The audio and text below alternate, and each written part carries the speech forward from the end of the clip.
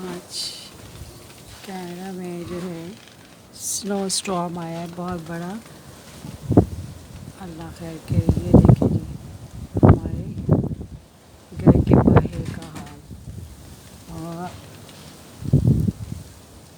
इतनी हवा तेज़ है, इतना ख़राब स्टॉर्म आया है ये बता नहीं सकती। ये तो अभी सिर्फ हमारे घर के सामने का ही हाल है। अब देखिए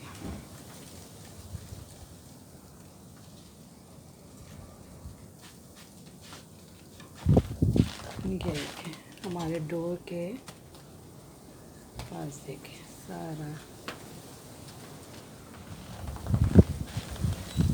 ये हवा देखिए और कैसे स्नो हो रही है।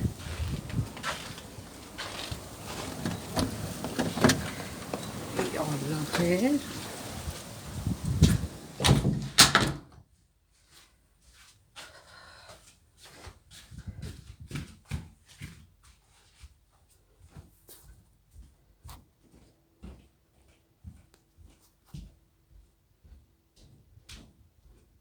अब मैं आपको देखिए पीछे का दिखाती हूँ।